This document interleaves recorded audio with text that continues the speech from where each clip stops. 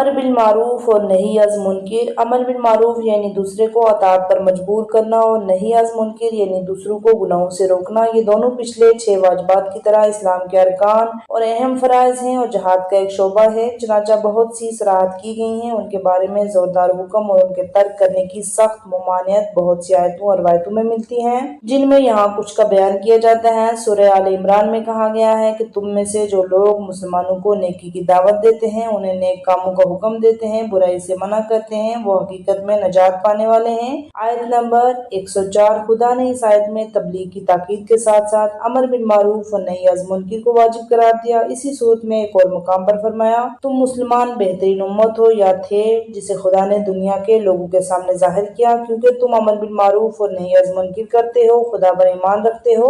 آیت نمبر 110۔ سورہ مائدہ میں لوگوں کی ملامت کرتے ہوئے جو نہی از منکر کو ترک کر چکے ہیں، خدا فرماتا ہے، یہودیوں اور عیسائیوں کے علماء اپنی اپنی امت کو گناہوں کی باتوں اور مثلا کتاب میں تبدیلی اور سچ کے خلاف گفتگو، رشوت ستانی اور حرام کھانے سے کیوں نہیں روکتے؟ واقعی یہ کتنا برا رویہ ہے جو یہ لوگ اختیار کیے ہوئے ہیں۔ آیت نمبر 63 میں اصحاب سبت کے قصے میں خدا یوں فرماتا ہے، یہ ایسی قوم تھے، خدا نے اتوار کے دن مچھلی کا شکار ان کے لیے حرام کیا تھا تو انہوں نے اس کی مخالفت کی۔ ان میں سے ایک جماعت نصیحت کر کے انہیں شکار سے منع کرتی تھی، کچھ دوسرے خاموش تھے اور برائی سے نہیں روکتے تھے، بلکہ منع کرنے والوں کو بھی چپ ہونے کو کہتے تھے، ان سے تعلق ہی نہ رکھو، انہیں ہلاک ہو جانے دو۔ جب وہ قوم گناہ میں ڈوب گئی تو ان پر خدا کا عذاب نازل ہوا، صرف برائی سے روکنے والے ہی نجات پا سکے، باقی یعنی گناہگار وہ لوگ جو برائی سے نہیں رکتے تھے سب بندر بن گئے اور ہلاک ہو گئے۔ سورہ اعراف آیت نمبر 163 سے لے کر 166۔ ان آیتوں سے بخوبی معلوم ہو جاتا ہے کہ امر بالمعروف نہی از منکر کو ترک کرنا ایسا گناہ ہے جس کے لیے قرآن مجید میں عذاب کا وعدہ کیا گیا ہے۔ منکر کا بجا لانے والا، نہی از منکر کا ترک کرنے والوں دونوں عذاب کے یکساں مستحق ہیں، کیونکہ اگر برائی کرنے والے نے حرام کام کیا ہے تو نہی از منکر کو ترک کرنے والے نے بھی واجب الہی کو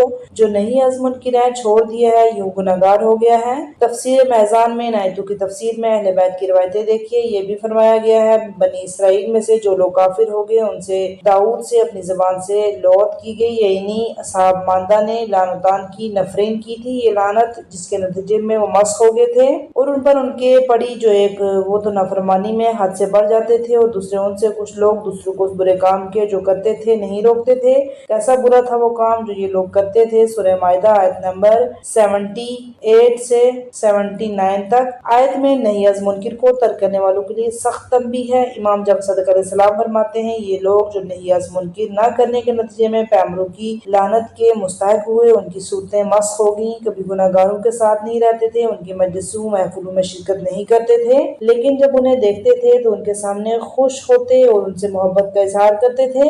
روایتوں میں امر بالمعروف نہی از منکر، امام جعفر صادق علیہ السلام فرماتے ہیں، تم کو امر بالمعروف اور نہی از منکر کرنا چاہیے، اگر نہیں کرو گے تو تم پر برے لوگ مسلط ہو جائیں گے، پھر تمہارے نیک لوگ چاہے کتنی دعائیں کریں قبول نہیں ہوں گی۔ پیغمبر اکرم فرماتے ہیں، جب میری امت امر بالمعروف نہی از منکر کو چھوڑ دے تو پھر خدا کے قہر و عذاب کے پہنچنے کا انتظار کرے۔ اب یہ بھی فرماتے ہیں کہ خدا اس کمزور مومن کو دشمن سمجھتا ہے جو دین نہیں رکھتا۔